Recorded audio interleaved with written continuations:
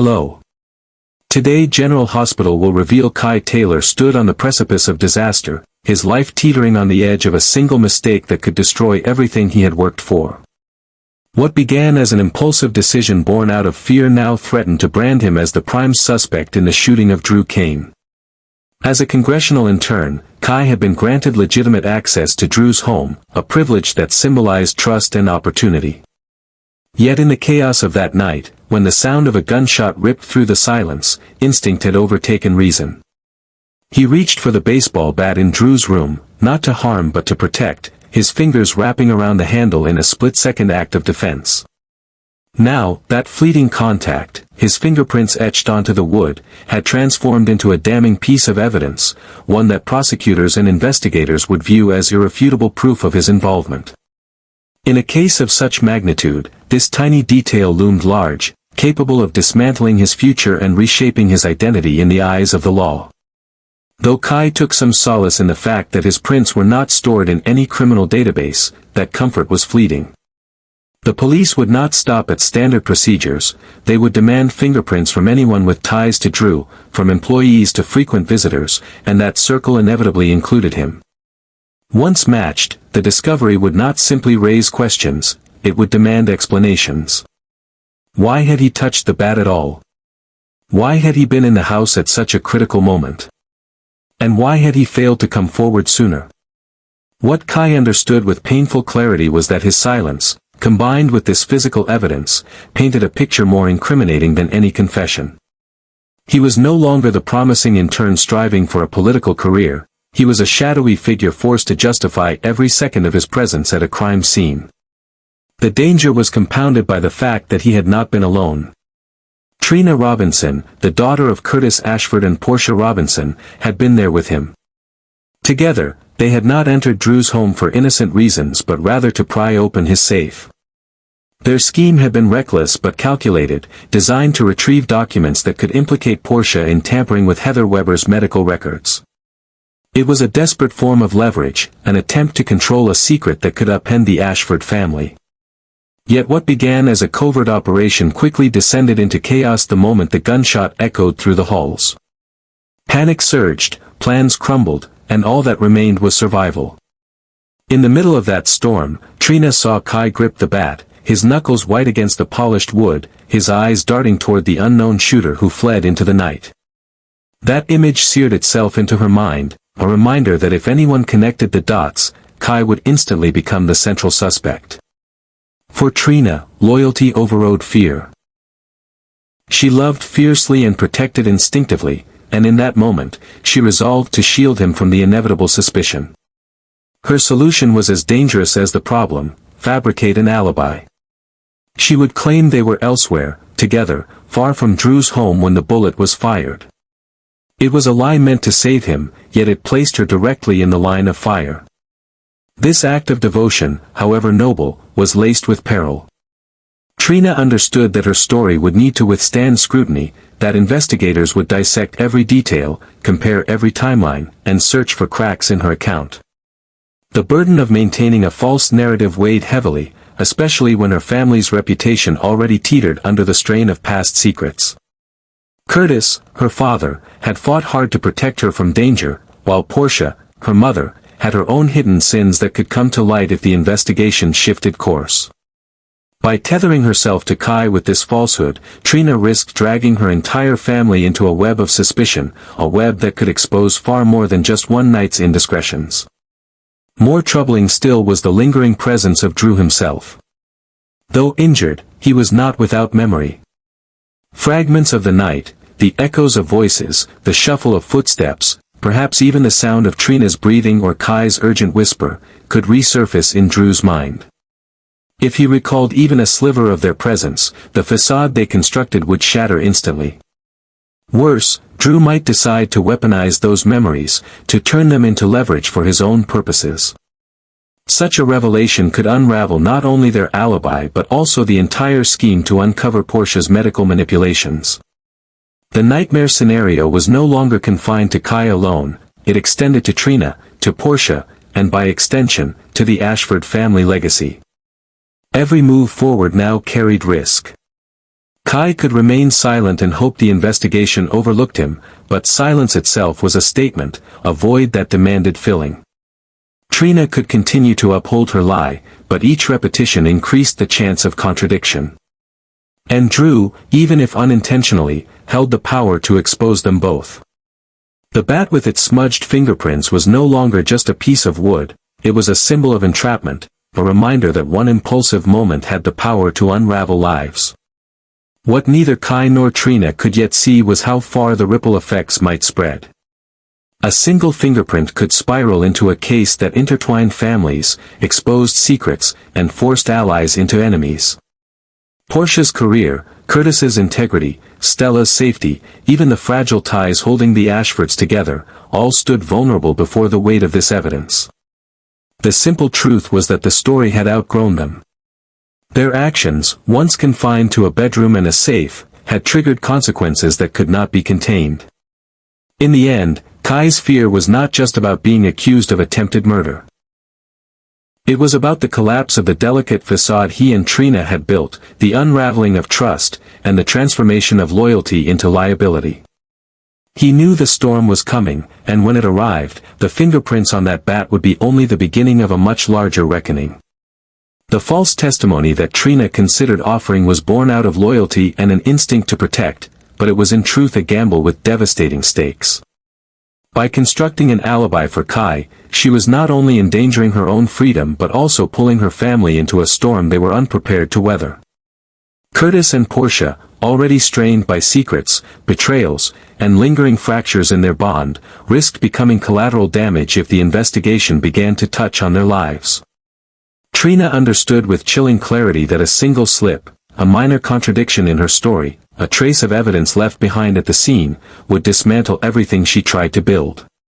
The instant her lie unraveled, suspicion would no longer rest on Kai alone. It would pivot directly onto her, dragging her name, her reputation, and the entire Ashford family into the unforgiving glare of the law. The danger did not stop with what Trina might say. What truly haunted her was what Drew might remember. Though wounded and caught in the chaos of the attack, Drew was not without his senses. Memories could resurface at any time, the cadence of voices whispering in the dark, the sound of hurried footsteps across the floor, the distinct timbre of fear that could betray both Kai and Trina. If even fragments of recognition returned to him, their fragile cover story would collapse in an instant. Worse still, such recollections could trigger a domino effect of revelations, unearthing truths that neither Kai nor Trina ever intended to expose. Portia's involvement in altering Heather Weber's medical records, Stella Henry's prior assault, and the tangled web of Ashford family secrets could all resurface, stitched together by tiny details like fingerprints, hair strands, or fragments of DNA. Evidence so small it could barely be seen by the naked eye suddenly carried the weight of exposing generations of deception. For Kai, the nightmare was not only the fingerprint he left on the baseball bat but the broader narrative it belonged to.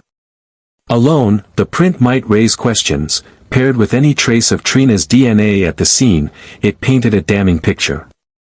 Investigators, relentless in their pursuit of truth, would not see the alibi as protection but as an invitation to scrutinize every angle. The more Trina tried to shield Kai, the more she would draw fire upon herself. Each fabricated word would be weighed against forensics, each false detail tested against hard science. Once the lie began to unravel, the truth about their break-in, their intent to steal from Drew's safe, and their reckless bid to control Portia's fate would burst into daylight. In that scenario, Kai and Trina were not misguided young people caught in a bad moment, they were criminals facing the full wrath of the law. The cruel irony was that everything had started from a place of desperation to manage the situation, to keep dangerous truths hidden. Instead, their secrecy chained them tighter to the very danger they sought to avoid. The more they concealed, the deeper they sank, spiraling into a cycle where each lie required another, where each misstep threatened to collapse the entire house of cards. Trina believed, perhaps naively, that love and compassion could guide her through the storm, that her devotion would be enough to withstand the cold, clinical questioning of the police. But the reality was unforgiving, a false testimony was not just a shield but a double-edged weapon. It could neither protect Kai fully nor leave her untouched. It cut in both directions, and whichever way it fell, it left someone bleeding. Kai himself lived in a constant state of dread, his fear gnawing at his composure. He replayed the moment over and over in his mind, the gunshot, the instinctive reach for the bat, the feel of wood beneath his palms. Each replay made the dread heavier, because he knew how it would look to outsiders. He was not a neutral witness. He was present in a house he should not have been in, committing an act he could not explain away, caught at the epicenter of violence. No matter how rational it seemed to him, that grabbing the bat was purely self-defense, he also knew the world would never accept such simplicity. Jurors, police, and the community would see what they wanted, a man whose fingerprints tied him to a weapon at the scene of an attempted murder. And no explanation, however truthful, could erase the shadow cast by that fact. In the silence of his fear, Kai also felt the crushing weight of guilt. It was not just about being caught, it was about knowing that Trina was risking everything for him. Every lie she told, every detail she concealed, placed her directly in harm's way. She was gambling with her freedom, her future, and her family name to protect him, and that truth became a torment he could not escape. He wondered if his presence in her life was already a curse, pulling her into depths she should never have had to face. Yet at the same time, the thought of letting her bear the consequences alone was unbearable. He was trapped in an impossible paradox: confess and doom them both, or remain silent and watch her sacrifice herself piece by piece. The storm closing in around them was more than legal, it was psychological, moral, and deeply personal. At its center stood two young people, bound together by desperation, loyalty, and an unspoken love that made them reckless. Around them loomed families, reputations, and legacies, all of which could be shattered by the truth hidden in one baseball bat, one fingerprint, one stray hair caught in the fibers of a carpet. And as the investigation tightened, both Kai and Trina could feel it, their world was shrinking, and every possible path forward led only deeper into danger. The investigation had become something far larger and far more insidious than either Kai Taylor or Trina Robinson could have ever anticipated, expanding outward like ripples on dark water, each circle growing wider until it threatened to engulf not just the two of them but their families, their reputations, and the fragile scaffolding of secrecy that had been holding their lives together. What had begun with one impulsive action, a reflexive grab for a baseball bat in the chaos following a gunshot, was now spiraling into a labyrinth of suspicion, evidence, and half-truths. Kai knew that his fingerprint on that bat was not just a physical impression, it was a signature, an accusation, a silent witness that prosecutors would gladly use to weave a narrative of guilt. He could already see the picture they would paint, an ambitious young intern caught at the wrong place, at the wrong time, with a weapon in his hand and no plausible reason to explain why. And standing beside him in this nightmare was Trina, whose attempt to protect him with a false alibi had shifted the danger from his shoulders onto hers, binding them both in a desperate pact of silence and deceit that grew more suffocating by the day. What made their plight unbearable was the relentlessness of the investigation itself. Detectives were not content with surface-level explanations, they pried into every corner, peeled back every layer, and refused to accept anything that did not align perfectly with the evidence. Every minor inconsistency became a lead, every overlooked detail a potential revelation. The walls of Drew Kane's house were no longer just walls, they were canvases holding microscopic traces of the night's events.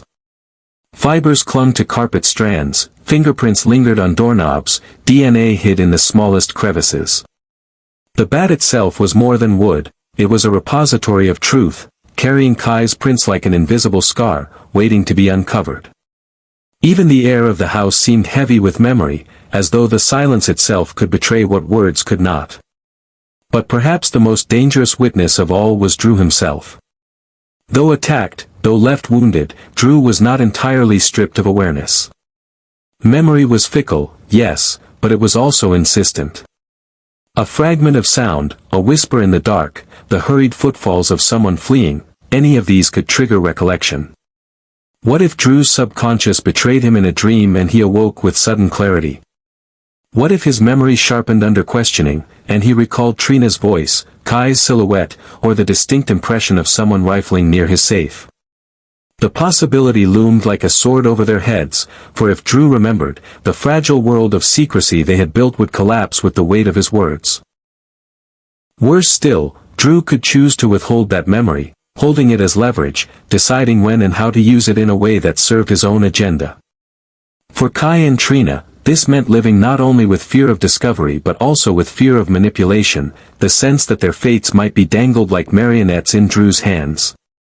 Trina's lie, intended as a lifeline, became a trap with every passing hour. She had stepped forward, resolute in her determination to protect Kai, insisting that they had been elsewhere when the shot was fired. But lies were fragile things. Each time she repeated her alibi, she layered it with details, and each detail became a crack waiting to be widened. Where exactly had they gone? What time had they arrived? Who could verify their presence? Investigators thrived on dismantling such stories, probing with questions designed to catch a speaker in hesitation or contradiction.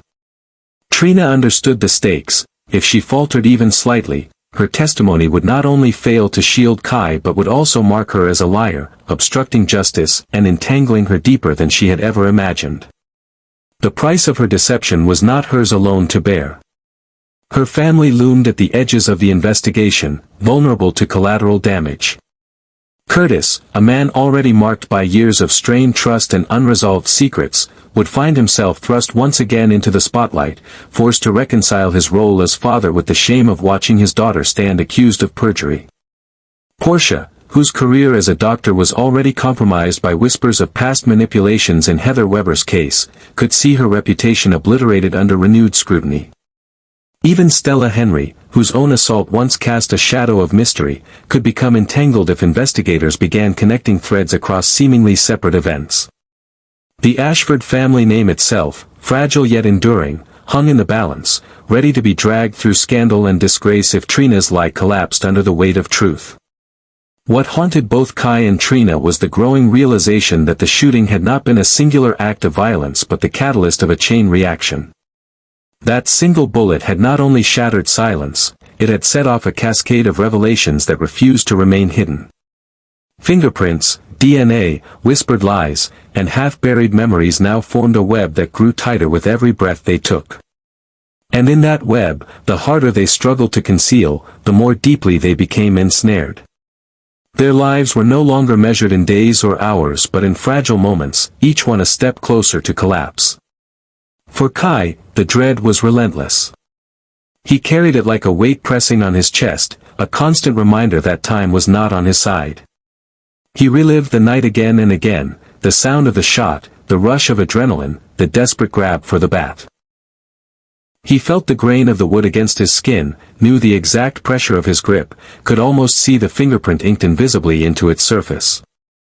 To him, it was instinct, to the world, it was intent. He knew no jury, no detective, no investigator would believe his claim of self-defense when paired with the reality that he had been in Drew's house for reasons he could never publicly admit. To confess the truth of why he was there was to expose a greater crime, one that implicated not only himself but Trina as well. Silence damned him, confession destroyed them both. He was cornered, trapped in a paradox with no escape. For Trina, the torment came not only from fear of discovery but from the crushing guilt of sacrifice. She had taken on the role of protector, determined to shield Kai at any cost, but the cost grew heavier each day. She told herself it was loyalty, that love demanded such risks, but the doubt clawed at her in quiet moments. What if she was gambling not only with her freedom but with her family's future? What if, by protecting Kai, she dragged Curtis, Portia, and Stella into a storm they could not survive? What if her love, instead of saving him, destroyed them all? The questions gnawed at her, unrelenting, leaving her to wonder if her devotion had crossed the line into recklessness. The spiral tightened further with the passage of time. Investigators were patient, and patience was their deadliest weapon. They could afford to wait, to let the pressure mount until cracks appeared. Every passing day gave them new opportunities to connect evidence, to compare testimonies, to probe deeper into inconsistencies. For Kai and Trina, time was not a bomb but a predator, circling ever closer, feeding on their silence, their lies, their fear. The walls of secrecy they had built were closing in, and soon there would be no space left to breathe. The question that hung over them, heavy and unyielding, was not if the truth would come out but when. Secrets of this magnitude did not remain buried forever. They clawed their way to the surface, pushed upward by the weight of evidence, the persistence of memory, and the relentless hunger of those who sought justice. And when that truth finally burst forth, it would not come quietly.